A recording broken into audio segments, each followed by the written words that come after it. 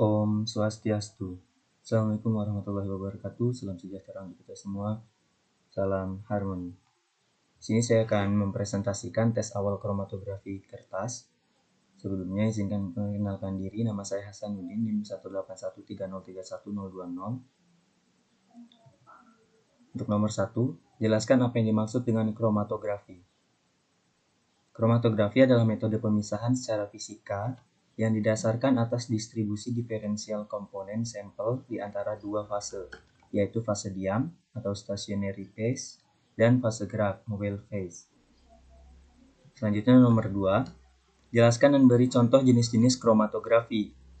Untuk jenis-jenis kromatografi itu ada kromatografi kertas, kromatografi kolom, kromatografi planar, GLC, HPLC, dan kromatografi afinitas. Berikut ini penjelasannya. Kromatografi kertas adalah kromatografi yang menggunakan fase diam kertas, yaitu kandungan selulosa di dalamnya.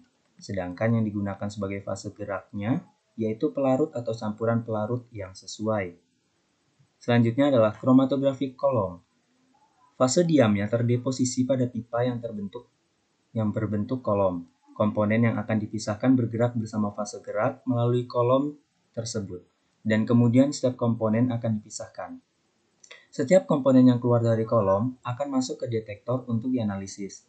Hasilnya disajikan dalam bentuk puncak-puncak atau peaks kromatogram yang mengidentifikasikan konsentrasi eluen sebagai fungsi waktu. Luasan puncak sebanding dengan konsentrasi komponen sampel. Selanjutnya yaitu kromatografi planar, biasa disebut juga dengan kromatografi lapis tipis, merupakan jenis kromatografi yang mana fase diamnya berupa film tipis dengan partikel padat yang terikat bersama melalui kekuatan mekanik pada senyawa pengikat, seperti kalsium sulfat. Kromatografi lapis tipis merupakan salah satu analisis kualitatif dari satu sampel yang ingin dideteksi dengan memisahkan komponen-komponen sampel berdasarkan perbedaan kepolaran.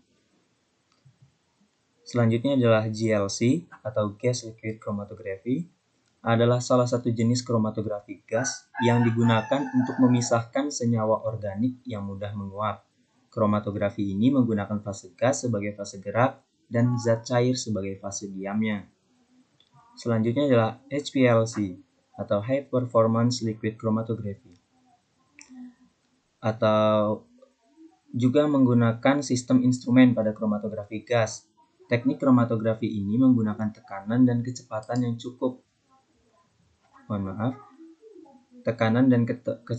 cukup tinggi sehingga revolusi yang dihasilkan memiliki resolusi yang lebih baik dibandingkan kromatografi jenis lain.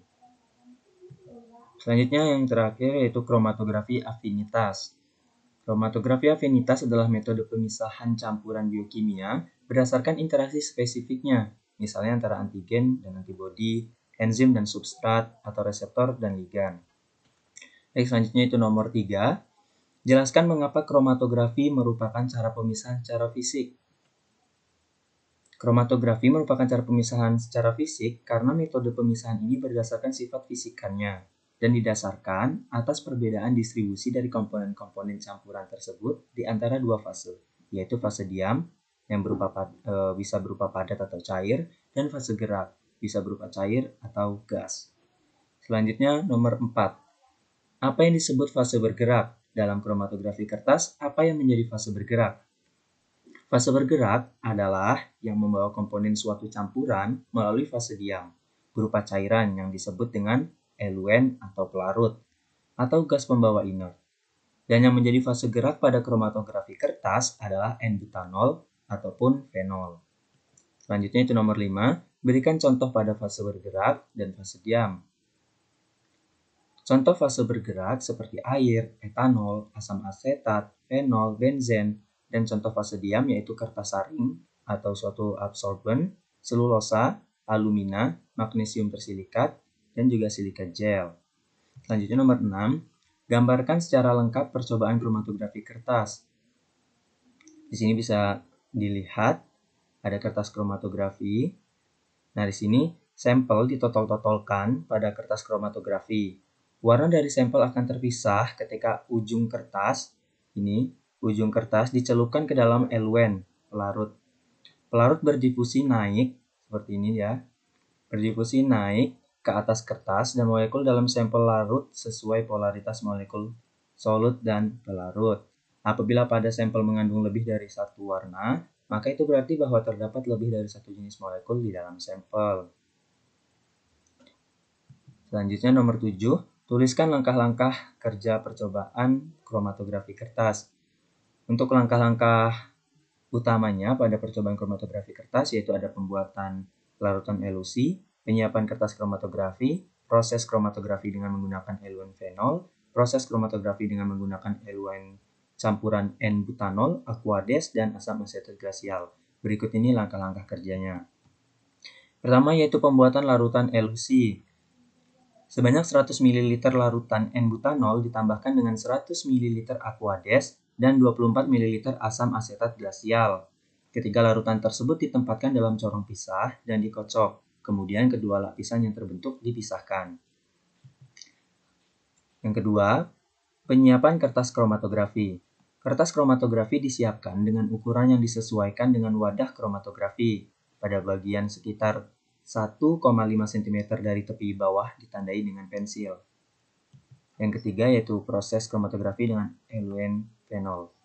Kertas kromatografi dengan ukuran 15 cm x 25 cm ditotolkan dengan larutan A, B, C, D, E, 1, 2, 3 atau secara berurutan adalah larutan triptofan, leusin, tirosin, metionin, glisin, larutan sampel 1, larutan sampel 2, larutan sampel 3 menggunakan pipet kapiler.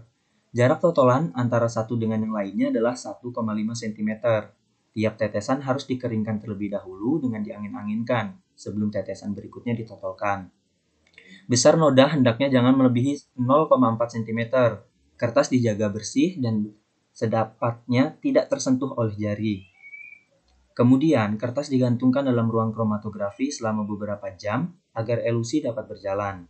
Setelah larutan elusi berjalan kurang lebih 10 cm dari batas sampel, elusi dihentikan dan kertas kromatografi dikeluarkan dari ruang kromatografi. Batas larutan ditandai dengan pensil dan kertas kromatografi dikeringkan pada suhu 100-105 derajat Celcius.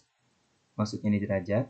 Kertas yang telah dikeringkan disemprot dengan larutan ninhidrin yang selanjutnya dikeringkan kembali dalam oven. Kemudian diukur jarak eluen dengan jarak warna yang terbentuk.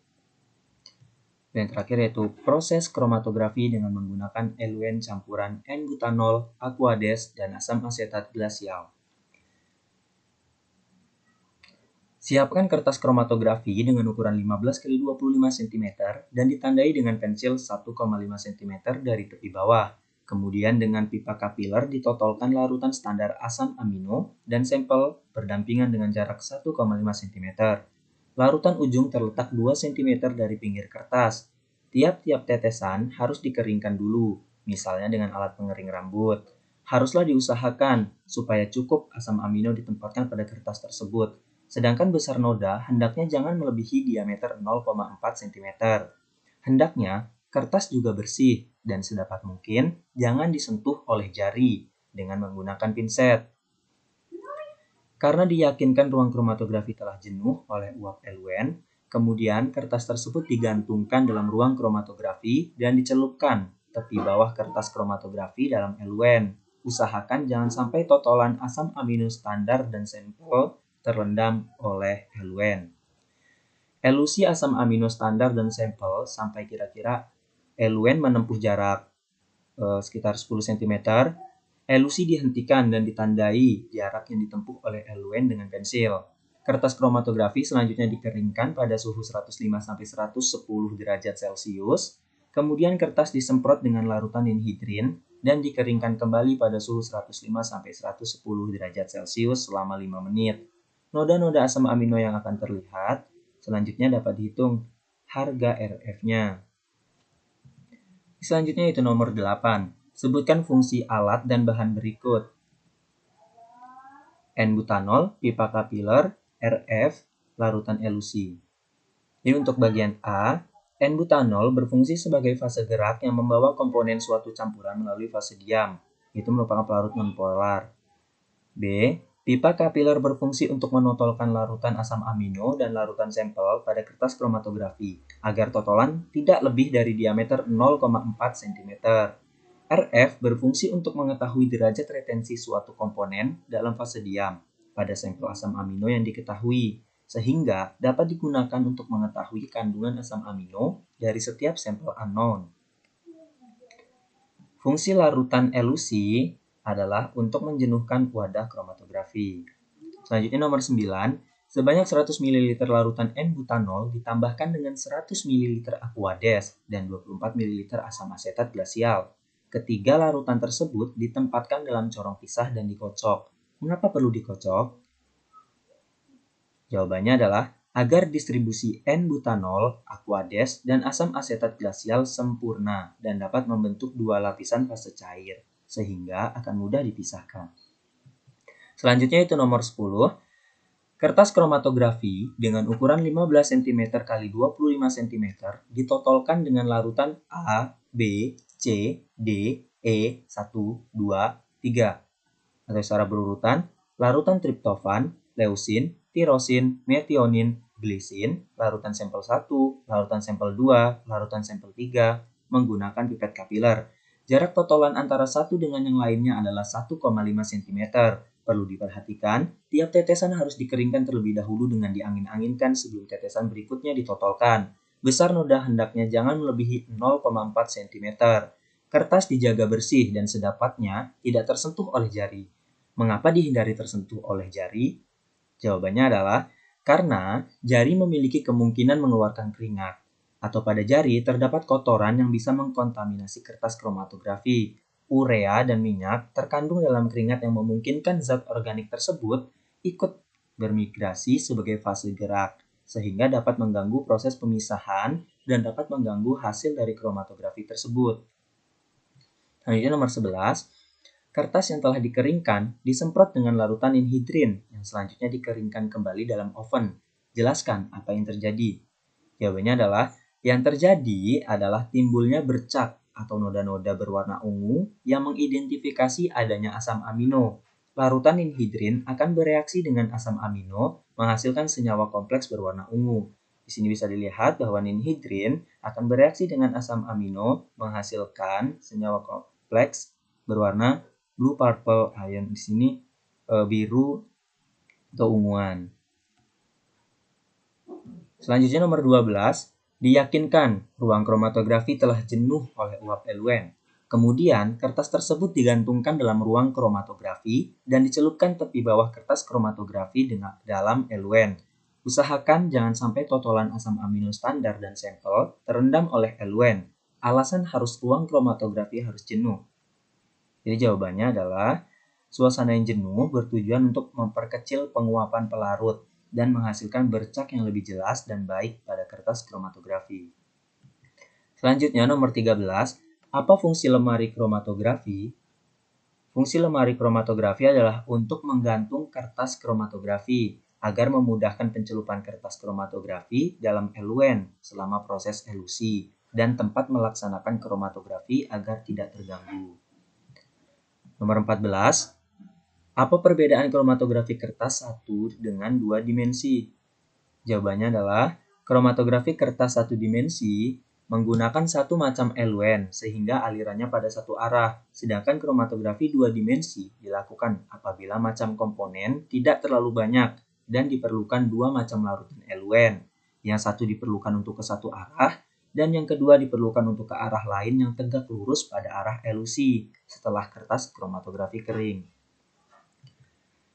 Nomor 15 yang terakhir adalah buatlah rangkai percobaan yang bisa dianalisis dengan kromatografi kertas. Di sini ada percobaan kromatografi kertas sederhana menggunakan tinta.